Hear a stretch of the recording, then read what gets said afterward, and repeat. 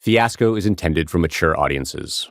For a list of books, articles, and documentaries we used in our research, follow the link in the show notes. Previously on Fiasco. It's mysterious, it's deadly, and it's baffling medical science. The Food and Drug Administration has recommended that any man who has had sex with another man since 1977 not donate blood. You had many people from the radical right expressing really extreme measures. And I do believe that AIDS is a violation of God's laws. How many of us have to die before you get off your ass? We had no other resources but ourselves. Rock Hudson, magnificently proving the power of love and faith in a great performance. And lovely. When Rock Hudson appeared in the romantic comedy Pillow Talk in 1959, he was already one of the most famous leading men in America. At Beverly Hills, California, it's Rock Hudson, honored again with Photoplay's Gold Medal, the most popular actor award. Hudson was the very model of the mid-century American man. Tall, stoic, and transcendently good-looking. According to Life magazine, he was a towering hunk of handsomeness. Rock Hudson, 6'4" of fighting man to tame a wildcat beauty. Maxwell Reed, a cunning... This is Rock Hudson. My new picture, Pillow Talk, brings me together with Doris Day. But the way Pillow Talk was a milestone in Hudson's career. His first romantic comedy, and the first of several starring roles opposite Doris Day. The premise of the movie was that Hudson's character was pretending to be gay as part of a ploy to win Day's heart. Don't you find me attractive? Why, yes, ma'am. Of course. Well, then why haven't you ever... Ever what? I'm sorry, I feel so foolish. The characters made repeated references to homosexuality, all of them disguised in wordplay and innuendo.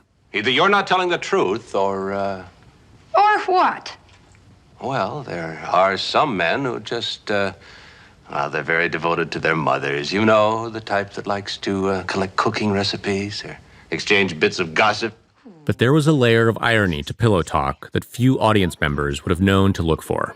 Here's a real-life gay man playing a straight man who at one point is pretending to be a gay man to lure Doris Day into bed.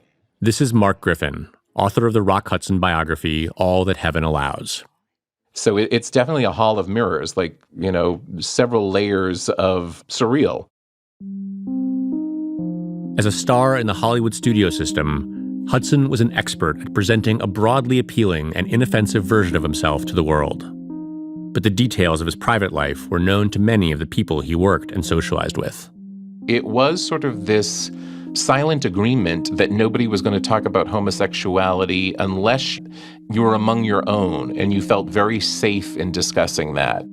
Hudson's sexuality was something of an open secret in the film industry, and everyone, including Hudson, knew that it would ruin his career if moviegoers ever found out about it. There was this ironclad expectation that a star, especially one of that magnitude, would never do anything in his private life to embarrass his bosses, or worse.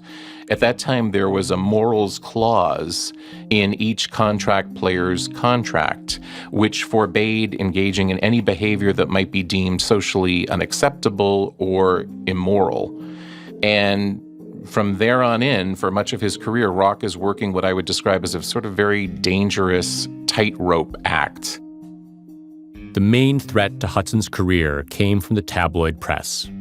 Hudson's agent is rumored to have once given a journalist damaging information about another one of his own clients in exchange for killing a story about Hudson's sexuality. Another time, there was gossip going around that Hudson might be romantically involved with an actor named Jim Nabors. The truth was they were just close friends, but Hudson was so worried about the potential fallout that he stopped talking to Nabors entirely. The stakes of keeping Hudson's identity a secret were perhaps highest during the Pillow Talk era. But even as time passed and his leading man days started to dwindle, Hudson worked hard to maintain his public image. As long as he did that, he could live his life the way he wanted to in private.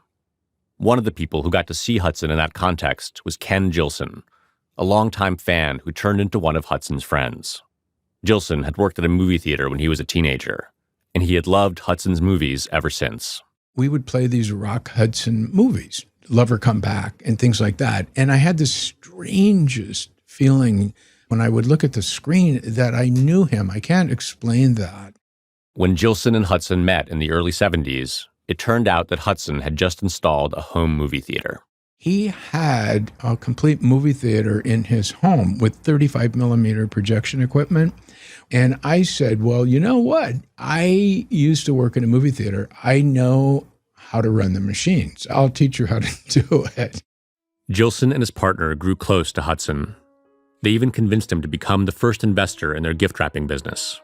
Over the years, he would invite them to dinner parties at his Beverly Hills estate, which boasted a 180-degree view of Los Angeles, and which Hudson called the Castle.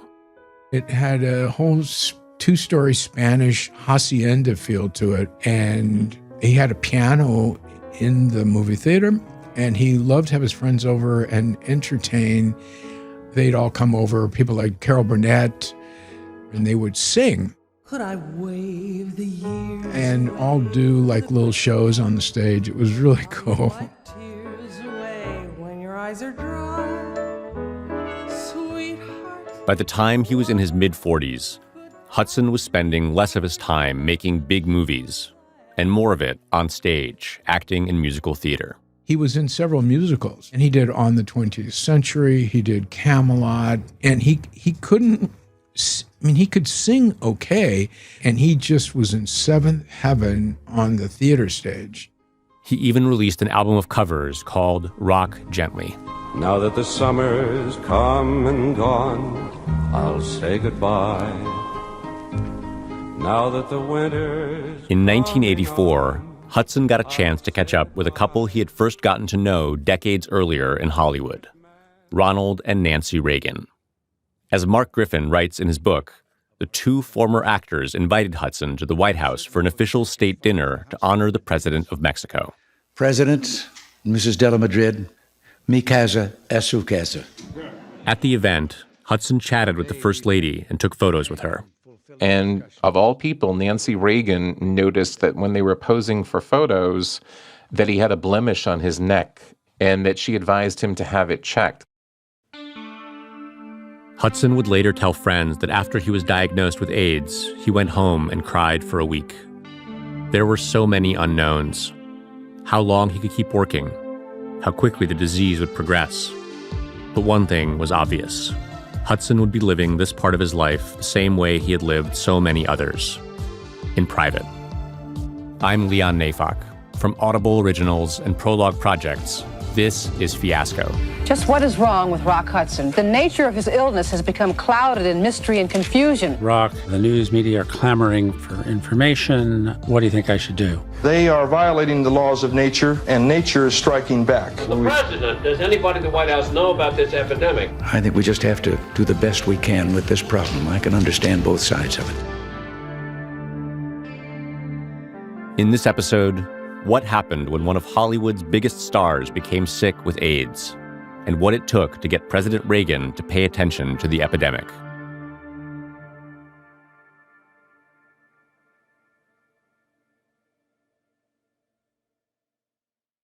Michael Gottlieb, an immunologist at UCLA, was used to getting referrals for new patients. But it was a new experience for him when a dermatologist in Beverly Hills called him on behalf of an A-list celebrity. And she mentioned his name, Rock Hudson, which, of course, a name I knew. So I climbed into my Dodge Aspen that leaked and drove to Cannon Drive or Rodeo Drive or one of those places.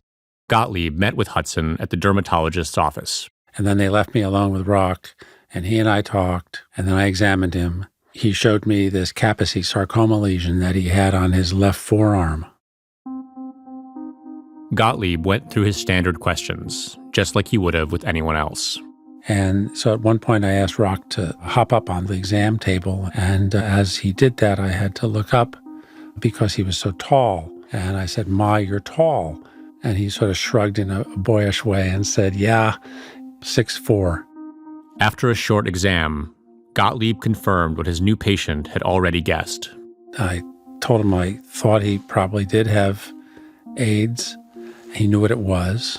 We talked about the sexual transmission of whatever was causing this, and he had already prepared 3 or 4 anonymous letters to go to people with whom he had had intercourse, telling them that they had been exposed to someone who had AIDS, and he was going to mail them once he had confirmation.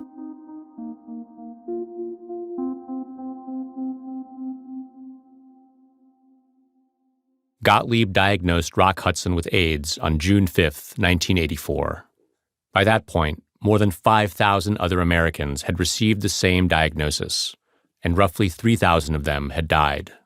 But President Ronald Reagan had never once mentioned the disease in public. Reagan had met Rock Hudson back when they were both working actors. But while Hudson was able to make the leap to leading man, Reagan never quite broke through. His most notable role came in 1940, when he played a football player in Knute Rockne, All-American, the movie that gave him a lifelong nickname. Ask him to go in there with all they've got. Win just one for the Kipper.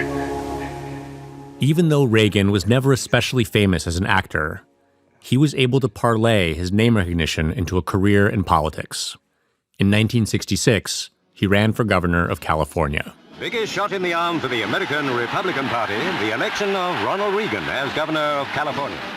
Reagan was unapologetically right-wing on issues like crime and welfare. But when it came to gay rights, Reagan's views were not totally cut and dry. Here's historian Rick Perlstein, author of the book Reaganland. The first scandal of Reagan's gubernatorial term in 1967 happened when several of his aides trapped one of his aides that they considered a bureaucratic rival in a gay relationship in a motel room, using listening devices, and leaked it to the press. Governor, is there any truth to a published report that a homosexual ring has been uncovered amongst your administration? And when this got out, people thought that Reagan's future political ambitions might be checked by this scandal.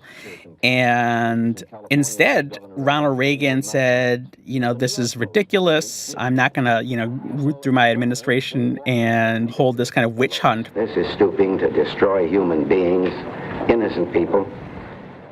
According to polls from this time, the vast majority of Americans said they did not know any gay people personally. Reagan was not one of them. He actually had friends he knew were gay. But at the same token, he made the same kind of homophobic jokes everyone did. Or he would say, I have no problem with gays working in state government, but of course they shouldn't be working for the Department of Parks and Recreation. The suggestion that, gays were foraging through the bushes to kind of, do naughty things. Reagan reportedly panicked when his son, Ron Jr., told him that he wanted to be a ballet dancer, fearing that it meant he might be gay. At the same time, Reagan made a point of opposing an anti-gay ballot initiative in California that would have given the school board the right to fire people over their sexuality. Politicians from Jimmy Carter to Ronald Reagan argued witch hunt. Said one cheering celebrant, it's obvious gays have a lot of friends in California. He very specifically debunks the operative argument of the anti-gay rights side in this, huge defining political fight, which is that gays were trying to recruit young people, into their awful tribe. And he specifically said being gay isn't a choice, which was a very progressive view for the time. It all gave the impression that Reagan had a certain amount of personal tolerance for gay people. But he was also quick to tell angry constituents that his position wasn't so much about tolerance as it was about opposing government overreach. And he would always reassure them that while he was, against this specific initiative, as an unwarranted government intrusion into the lives of individuals, he was absolutely opposed to gay people, quote unquote, promoting their lifestyle, and that he didn't believe, sodomy statutes should be overturned and that sort of thing. As president, Reagan preferred to delegate most policy specifics to his cabinet secretaries and other officials. A lot of Reagan's closest advisors were part of the Republican establishment. And as strange as it may sound now, they were worried that aligning too closely with social conservatives like Jerry Falwell would alienate moderate voters. Still, they had to give them something in the new administration. Here again is Rick Perlstein. And the solution they arrive at is to make their most prominent patronage hire this guy C. Everett Koop. On Ronald Reagan's choice for Surgeon General, one of the most controversial decisions taken by the new administration. I think for precisely the reason that the Surgeon General is this very powerless role traditionally that a lot of presidents didn't even bother to fill. It kind of like manages, quarantine inspections at ports and things like that. Koop had made a name for himself touring the country as an anti-abortion advocate. As Surgeon General, he was best known for his crusade against smoking and for his distinctive appearance. Picture Colonel Sanders in a Navy uniform. He has this, biblical temperament where everything is just kind of black and white. He had this kind of prophetic mien to him. George Will described him in a gushing profile as resembling an Old Testament prophet who has just discovered his neighbors making graven images. Cigarette smoking is clearly identified as the chief preventable cause of death in our society. He attacked family planning programs for converting adolescent innocents into sexually active teenagers. Koop said pro-abortion statements by Protestant denominations show their superficial theology, lack of morality, and an insensitivity to the eventual reward for their depravity.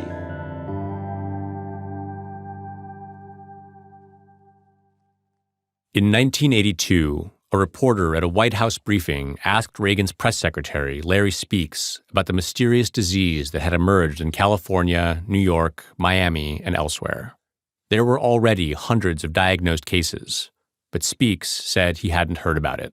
Does the president have any reaction to the announcement of the Center for Disease Control in Atlanta that AIDS is now an epidemic, over 600 cases? It's known as gay plague. No, it is. I mean, it's a pretty serious thing that 1 in every 3 people that get this have died, and I wonder if the president is aware of it.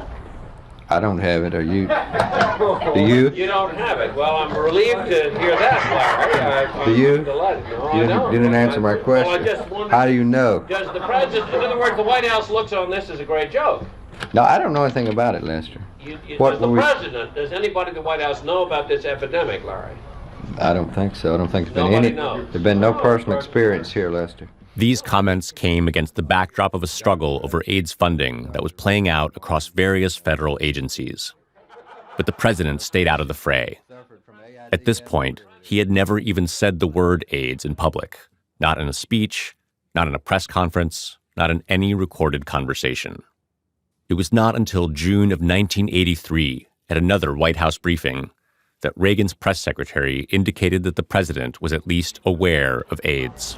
The president has been involved in, briefed on the AIDS situation a number of months ago in a cabinet meeting, and we have recently asked that $12 million be reprogrammed for research on AIDS. That's the extent of the president's involvement, which has been... Larry, does the president think that it might help if he suggested that the gays cut down on their cruising? Told you, didn't I? Told you.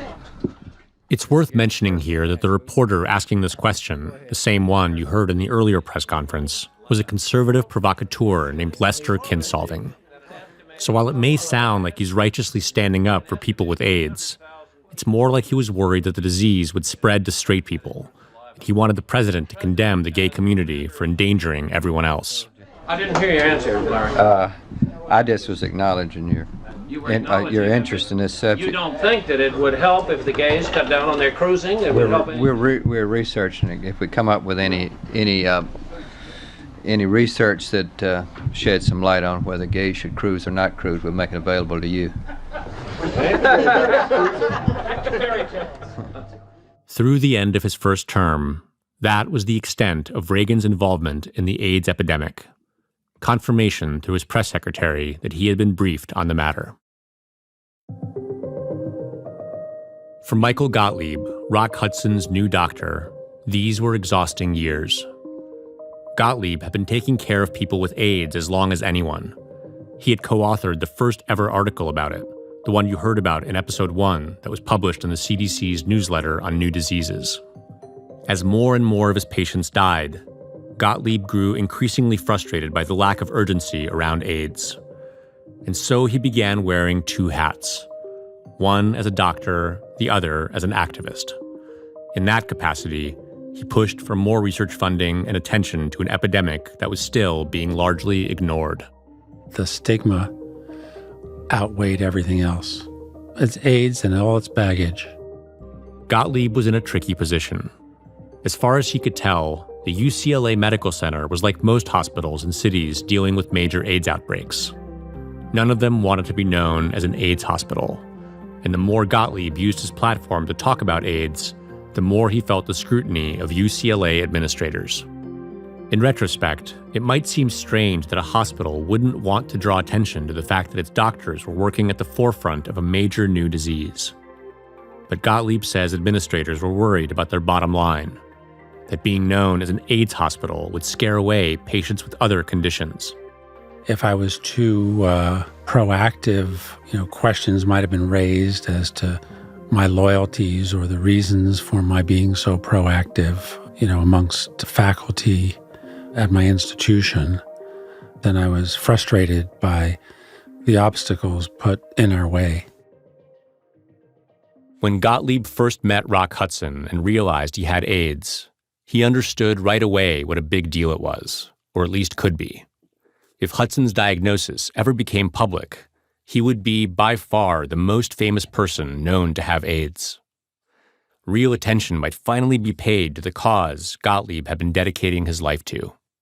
For now, though, Hudson wasn't very sick, and he didn't have Kaposi's sarcoma lesions that he couldn't cover up. He had no intention of sharing his diagnosis with the world.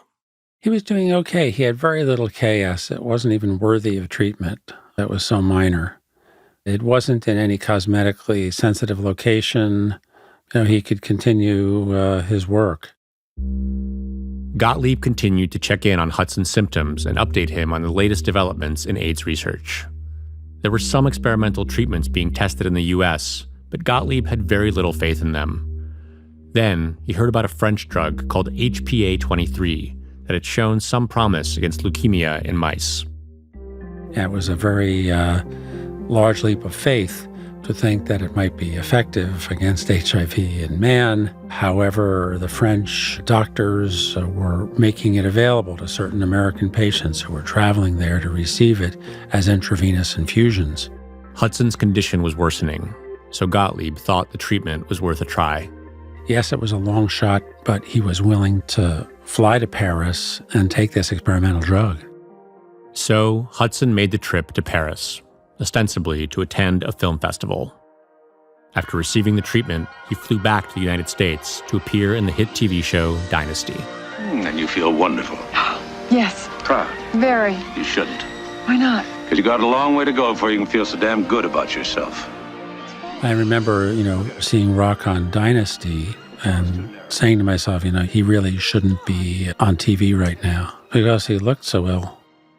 In the summer of 1985, Hudson met up with his old friend and Pillow Talk co-star Doris Day. She was hosting a new TV show about animals on the Christian Broadcast Network, and she brought Hudson on as a special guest. Hey, Rock! Give me a hug. You look great! Oh, I'm glad to see you! Good to see you. Day would later describe being shocked by Hudson's appearance at the taping. He was only 59, but he somehow looked older, and he sounded weak and tired. We really had fun making movies. Yeah. Didn't we? Yeah. What was your favorite movie that we did? What was my favorite? Mm-hmm. I think I liked Pillow Talk. Pillow Talk? Yeah. Yeah? Did you? No, I liked High Station Zebra. At a promotional event for the show, reporters noticed the changes in Hudson's appearance. Hudson's agent told them he was in perfect health, and that the weight he had shed was the result of a new diet. But the actor's appearance still made national news. It takes no expert to see that something is seriously wrong with the 59-year-old actor. Here he is just a few years ago on the Live at 5 set. And here, just last week, with a former co-star Doris Day, down considerably from the 200 pounds Hudson normally carried on his 6'4" frame. Michael Gottlieb was watching all of this press coverage, and seeing Hudson's reps lie about his patient's health made him acutely aware of the tension between his two roles as a doctor and an activist. My primary job is to be a physician and to hold to the tenets and the oaths of our profession. And the patient is number one, and he's entitled to his privacy. And what other people say publicly, whether it's the truth or a lie, is of no consequence to me. Yes, as someone who's interested in social justice, someone who sees HIV/AIDS as a cause, yes, of course, it would be a shot in the arm to have a celebrity diagnosed with AIDS and go public. On the other hand, it's not going to go public through me without his permission.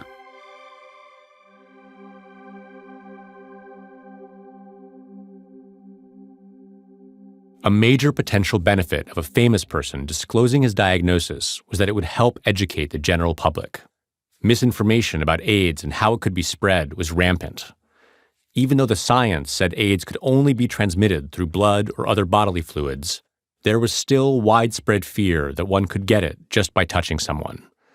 The confusion was fueled in part by comments made in 1983 by a high-ranking official at the National Institute of Allergy and Infectious Diseases, Anthony Fauci. Dr. Anthony Fauci, writing in the Journal of the AMA, says his study shows some children have picked up AIDS within their families. And that means, says Dr. Fauci, the scope of the syndrome may be enormous.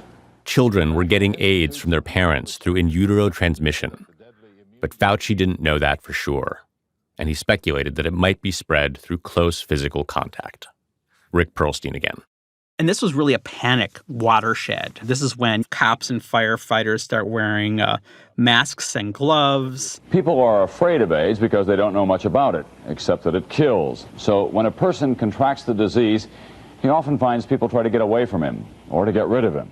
You know, kind of panicked newspaper articles, Long Island grandma dead of AIDS, which was from her blood transfusion, but it was easy to kind of imagine from the headline that she was just kind of like walking around and getting too close to someone or something like that. This man is also a flight attendant. He does not have AIDS, but he lost his job anyway. He has swollen glands, and that caused the airline to suspect he might have the disease. I am a healthy gay man, and I went through the same discrimination. This is really when the Christian right itself really kind of begins to go gaga.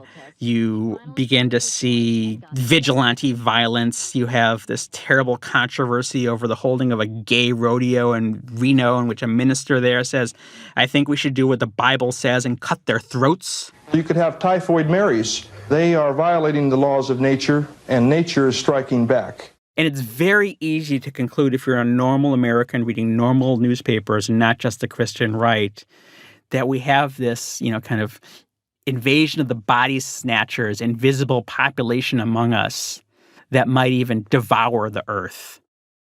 By the time Rock Hudson made his appearance with Doris Day in the middle of 1985, 13,000 Americans had been diagnosed with AIDS. More than half of them had died. Meanwhile, the president was facing increased pressure from Congress to act more decisively against the disease. Some of that pressure was coming from lawmakers on the right, who seemed to be more worried about protecting the healthy from the sick than about providing additional funding for AIDS research or patient care. We want to identify every person who's a carrier, and we want to be open and honest about this disease before it becomes a really serious national health threat. Some of Reagan's conservative allies tried to convince the president to increase testing and surveillance and to ban people with HIV from entering the country. But more controversial are proposals to find and segregate those exposed to AIDS, to prohibit those with AIDS from working in health care, to make it a felony for those in an AIDS high-risk group to knowingly donate blood, and to prohibit children with AIDS from attending school. The people pushing these policies felt like they had a potential ally in the administration who was well-positioned to help their cause, Surgeon General C. Everett Koop. When AIDS begins to raise up as a public issue, the Christian right actually reaches out to the Reagan administration and says, why aren't you letting C. Everett Koop speak out on this issue, assuming that he's going to be an ally of theirs. And as a matter of fact, as he writes in his memoir, he'd been very explicitly instructed that he wasn't to say a word about AIDS. In response to growing fear of AIDS transmission among the general public and mounting criticism from multiple sides about the lack of federal response, the White House decided it was time for the president to say something. So, in September of 1985, the press office started putting together some talking points. But when a copy of the president's briefing was circulated to the White House counsel's office for review, a lawyer named John Roberts suggested several passages be taken out or changed. In a memo, Roberts and a colleague flagged a talking point that said scientists didn't think AIDS could be transmitted through casual or routine contact. Their legal opinion was that the president should not be taking a position on, quote, a disputed scientific issue. Years later, Roberts explained his reasoning during his confirmation hearing to become Chief Justice of the U.S. Supreme Court. You have to remember, this was at the very beginning of the AIDS coming into public consciousness, and I was just concerned that the president not be giving out medical statements if people weren't absolutely sure that it was correct. In any event, the talking point about casual contact was removed. At the end of the day, who could argue with going above and beyond to protect America's kids?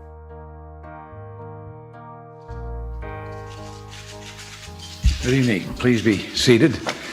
I have a statement here. At a press conference on September 17, 1985, Reagan defended his administration's response to the AIDS crisis and called it a top priority. It will amount to over $500 million that we have provided for research on AIDS, in addition to what I'm sure other medical groups are doing. It was the first time Reagan had ever said the word AIDS in public, 4 years after the first cases emerged, and 2 years after his press secretary first said he was aware of it. Then, Reagan said something that made public health experts wince. When it came to the schools issue, the president said he could understand both sides. I also have compassion, as I think we all do, for the child that has this and doesn't know and can't have it explained to him why somehow he is now an outcast and can no longer associate with his playmates and schoolmates. On the other hand, I can understand the problem of the parents. It is true that some medical sources have said that this cannot be communicated in any way other than the ones we already know, and which would not involve a child being in the school. And yet medicine has not come forth unequivocally and said, this we know for a fact, that it is safe. And until they do... In truth, doctors had come forth and said exactly that. But the president's comment gave anyone who wanted it permission to be afraid.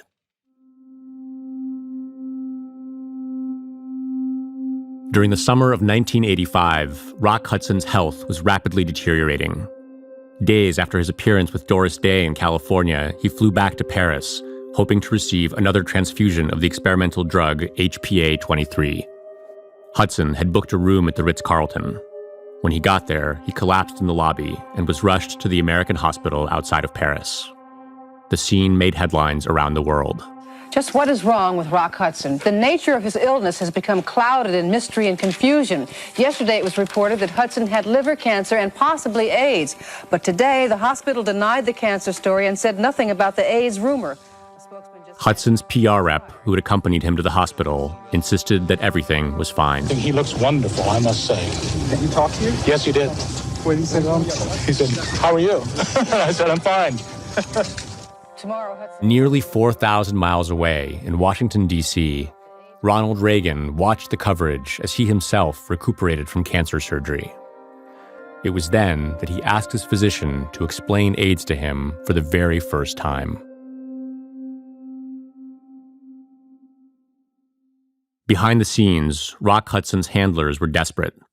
They tried to get their client transferred to a French military hospital where they believed he'd be able to get his experimental drug treatment. But because he was not a French citizen, Hudson was denied the transfer by the commanding general. Hudson's agent thought that if the White House intervened, the military hospital in France would admit his client. The agent sent an urgent telegram to Nancy Reagan saying that Hudson's life could depend on getting into the hospital. But the First Lady declined to intervene on Hudson's behalf, though the president did call him that day to wish him well.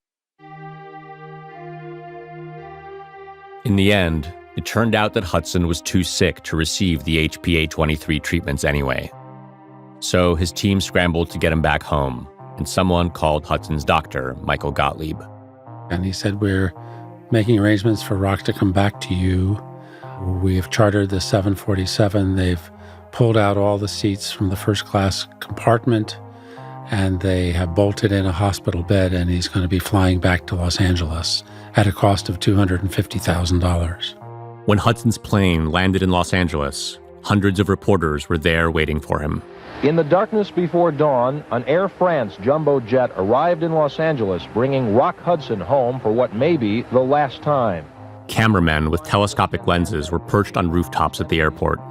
They filmed Hudson as he was wheeled to a helicopter, which took off for UCLA Medical Center. At this point, Michael Gottlieb had been seeing Hudson in secret for over a year. Now, it looked like the secret was about to come out. It's 2 or 3 in the morning, and I'm standing on the roof waiting for him. And the skies are awash in helicopters. There's news crews flying back and forth. And so it was a dramatic moment, not knowing what his condition's going to be, but knowing that you're going to have to bring out the full court press if he's going to survive. And the first time I look at him, I just see he's mortally ill. Hudson was delirious. Gottlieb got him hooked up to an IV and treated his pneumocystis pneumonia with antibiotics. When Hudson was lucid, Gottlieb knew that it was time for the conversation. I'm getting flooded with calls from the press. They're somehow coming through to my office. And so then I have the conversation with Rock. The news media are clamoring for information. What do you think I should do? And sitting by his bedside, we have a conversation about the fact that in Paris, they made an announcement that you had AIDS. What do you want me to do here? Do you want me to confirm that? And he says, look, if it will do some good, go ahead. With the green light from Hudson, UCLA Medical Center alerted the media that there would be a press conference. It's kind of a pivotal moment, and I'm an ordinary guy. I'm thrust in the limelight, not exactly by choice. I'm a guy who expected to spend his life with patients and in the lab, and not a public figure. Am I ready for prime time? I didn't train for prime time. Given how famous Rock Hudson was, the announcement was staged in a way that, to Gottlieb, seemed conspicuously muted. So they organized a press conference in the auditorium of the Neuropsychiatric Institute, which is on Westwood Boulevard. It's kind of out of the way. We're not doing a press conference in front of the medical center like other hospitals would do for acceptable diseases. In this instance, they send out this junior professor, Michael Gottlieb, to break the news without anyone being there to provide moral or other support. Let me introduce Rock Hudson's attending physician at UCLA, Dr. Michael Gottlieb, who is an assistant professor of medicine in immunology in the UCLA School of Medicine. Finally, the national media was clamoring for information about AIDS. But instead of taking the opportunity to educate the public or answer questions, all Gottlieb felt he could do was read a short statement. Rock Hudson was transferred from the American Hospital in Paris to the UCLA Medical Center early today. Mr. Hudson is being evaluated and treated for complications of acquired immune deficiency syndrome. And it's a very brief statement, which I read, and then we didn't take questions. Any questions at all, Doctor? Sorry, I cannot do that at this time. It is a total embarrassment because you've invited the press to hear some news of substance, and I felt constrained. I felt as if there was a lot to say with regards to Rock Hudson and with regards to AIDS, and it was an opportunity that was missed. Nevertheless, the announcement had an immediate seismic impact. Hudson, in becoming the first celebrity to have a publicly acknowledged case of AIDS, has brought a new round of attention to the fatal disease. Now that a household name had gotten sick, America's attention was on AIDS. As journalist Randy Schiltz later wrote, there were 2 clear phases to the disease in the United States. There was AIDS before Rock Hudson and AIDS after. The fact that Rock Hudson has AIDS, is that going to help public awareness now? We would hope that people across the country would take note and perhaps stimulate their interest to find out more about the disease. The announcement provoked 2 seemingly contradictory reactions. First, that Hudson's diagnosis was tantamount to coming out as gay. That even though Gottlieb hadn't said anything about Hudson's private life, the rumors that had circulated about him were all but confirmed. Second, the news that Rock Hudson had AIDS meant that it wasn't just a gay disease after all. The convoluted logic of this response was rooted in the belief that Hudson, as a beloved public figure, was somehow different from other gay people. Among AIDS activists, the announcement was received with a measure of ambivalence. There's lots of sympathy in the gay community for Rock Hudson, said one activist, but also some annoyance too, that it takes a famous person to call the public's attention to this illness. After Hudson's disclosure, AIDS started to become a popular cause among many Hollywood A-listers.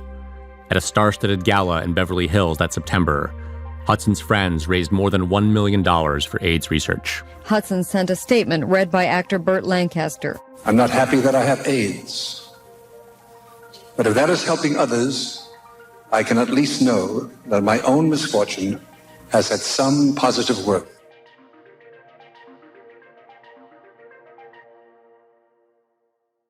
Just 2 weeks later, Rock Hudson was dead.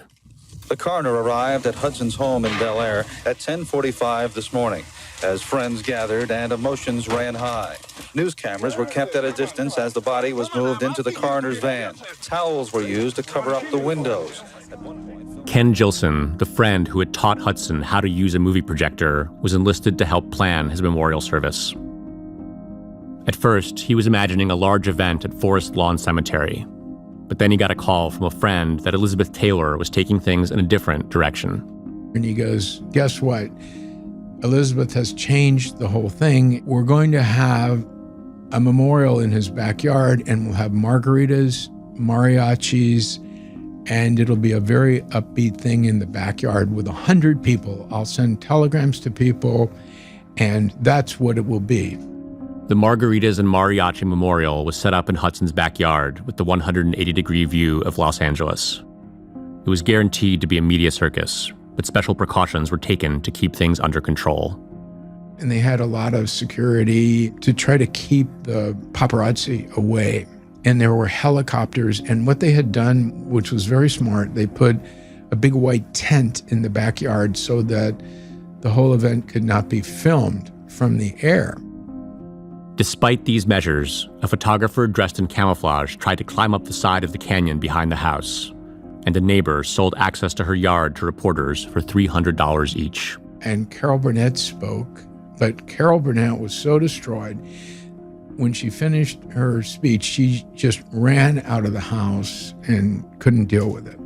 And no one could believe it, that, wow, this guy, 59 years old, is really gone. The New York Daily News canvassed local Rock Hudson fans for their reactions to his death. Most said their favorite of his films was Pillow Talk. Some said they had heard rumors about him even before the announcement. Only one said she would have nothing to do with the man anymore. I think about him the way he is on the screen, said one woman. That will always be Rock Hudson.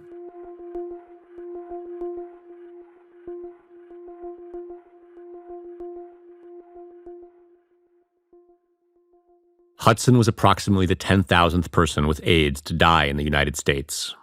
He was the first to be commemorated with an official statement from the White House. Nancy and I are saddened by the news of Rock Hudson's death, Reagan said.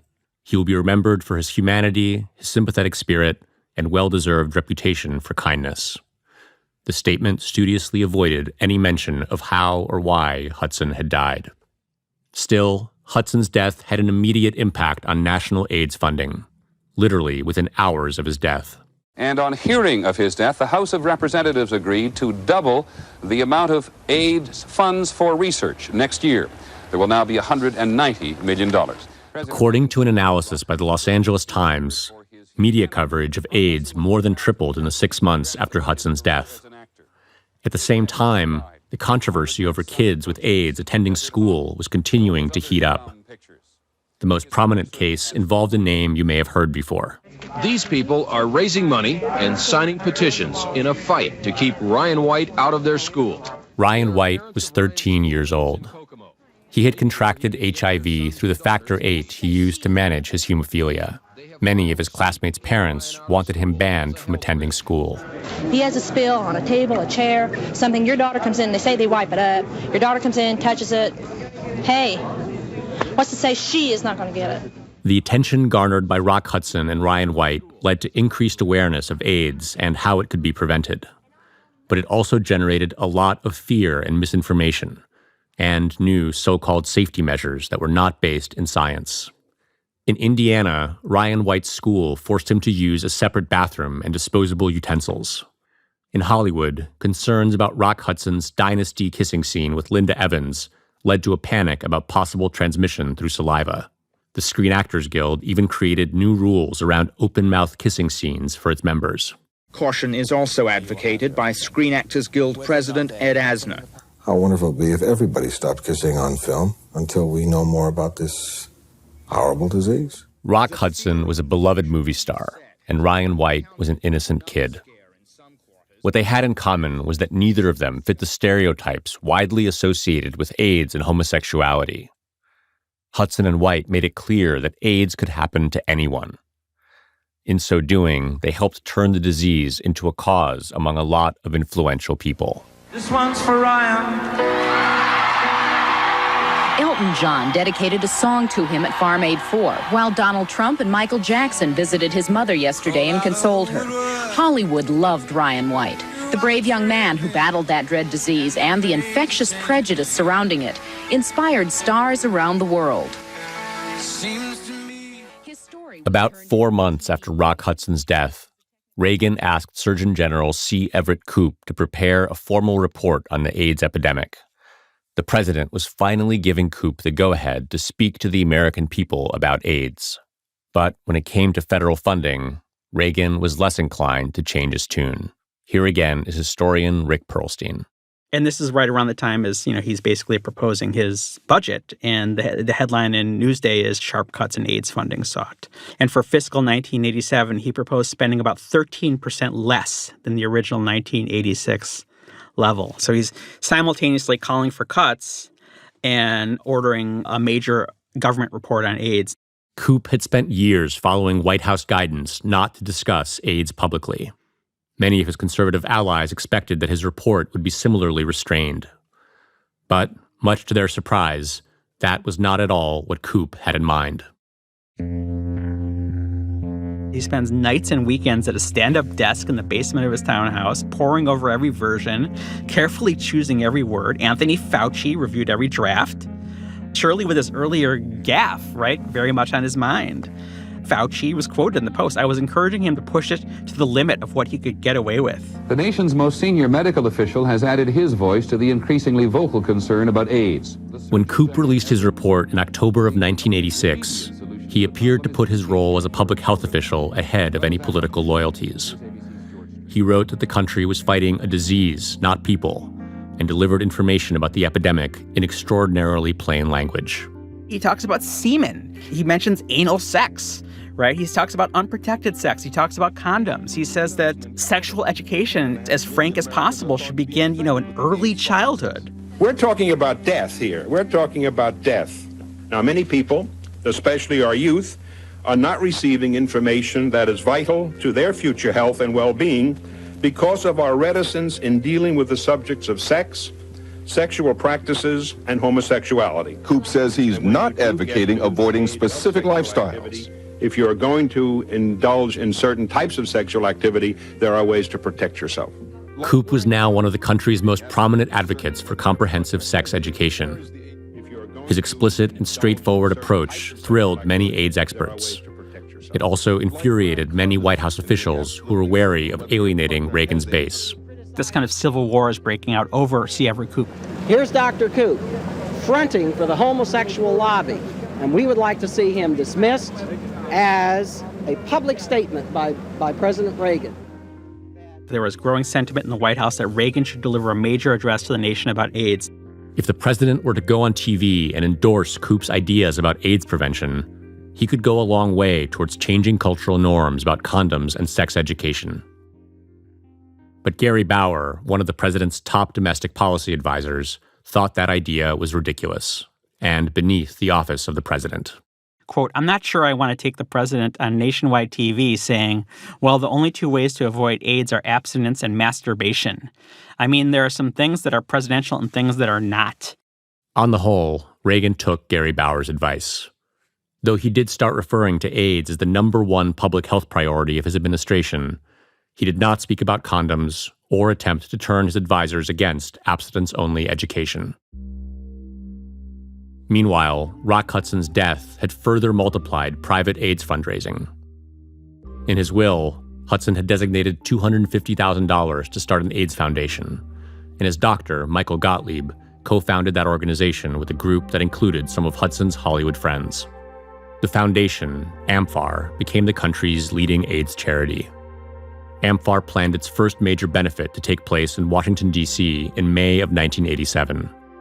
Michael Gottlieb went to Washington to attend the event alongside Elizabeth Taylor. The interesting thing to me was we'd come into these senators' chambers, and she would introduce me as the discoverer of AIDS. And they would pay no attention to me whatsoever. Elizabeth would be all gussied up and totally made up and her hair perfect and wearing her jewels, and they just ate it up. Before the event, Taylor communicated privately with the president, an old friend from Hollywood, and convinced him to give the keynote address. The night of the gala, May 31st, 1987, was warm and breezy in D.C. 44,000 Americans had been diagnosed with AIDS, and nearly 27,000 had died. The event was set up in a big tent that was decorated with red and pink flowers. Ladies and gentlemen, the President of the United States and Mrs. Reagan.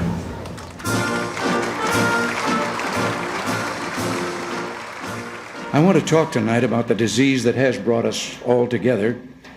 It has been talked about, and I'm going to continue. The poet W.H. Auden said that the true men of action in our times are not the politicians and statesmen, but the scientists.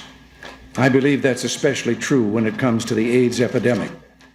Reagan's speechwriter had met with public health experts and political advisors while he crafted the address. And at first, the president's remarks seemed to closely track with the medical community's advice. America faces a disease that is fatal and spreading, and this calls for urgency, not panic. It calls for compassion, not blame. We're still learning about how AIDS is transmitted, but experts tell us you don't get it from telephones or swimming pools or drinking fountains. You don't get it from shaking hands or sitting on a bus, or anywhere else for that matter. As dangerous and deadly as AIDS is, many of the fears surrounding it are unfounded. These fears are based on ignorance. Michael Gottlieb listened to these words with relief and satisfaction. I was excited, but then he gives you a kick in the you-know-what. The speech took a turn about 3/4 of the way through. That same speech announced the travel ban against people with HIV. I've also asked HHS to add the AIDS virus to the list of contagious diseases for which immigrants and aliens seeking permanent residence in the United States can be denied entry.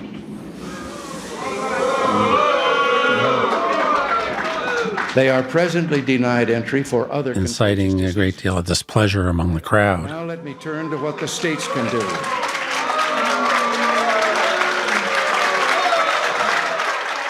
Once again, Reagan seemed to be siding with the most reactionary voices in his administration. For the AIDS activists in the room, it was enraging to hear the president talk about acceptance and compassion and keeping people with AIDS out of the country in the same breath. The president gave his first major speech on the subject tonight, one that drew both cheers and jeers. The proposals, which were championed by conservative factions in the administration, were unpopular with many in the audience. Demonstrators outside marched in memory of those who died of AIDS and called for more research money. We got the power to fight back! The activists inside the AMFAR benefit who booed Reagan made national news, as did the hundreds of protesters chanting and lighting candles outside. The groups that had begun in New York, San Francisco, and across the country were now larger, bolder, and more professionalized. They were tired of waiting years for incremental political developments. They were tired of waiting years for the results of drug trials that were conducted in complete secrecy. They were not going to wait anymore.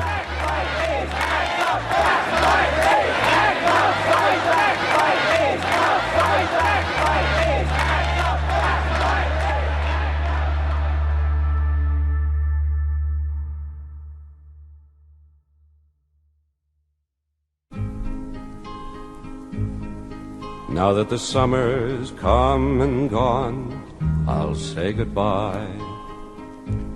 Now that the winter's coming on, I'll say goodbye. I'm not the first man or the last. On the next episode of Fiasco, a new activist organization forms and mounts a revolutionary fight for access to experimental drugs. We've tried to be good little boys and girls. We've tried to work within the system.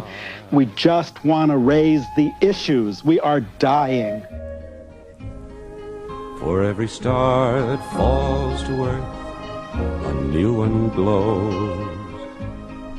For every dream that Fiasco is presented by Audible Originals and Prologue Projects. The show is produced by Andrew Parsons, Sam Graham-Felsen, Madeline Kaplan, Ula Kulpa, and me, Leon Neyfakh.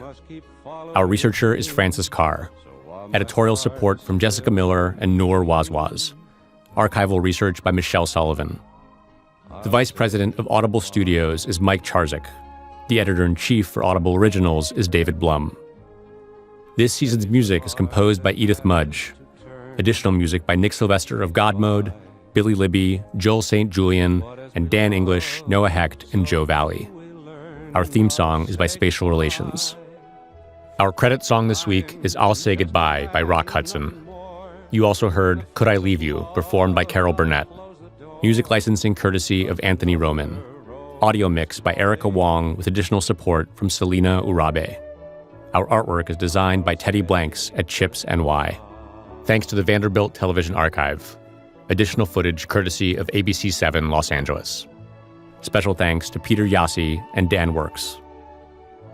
Thanks for listening. See you next week.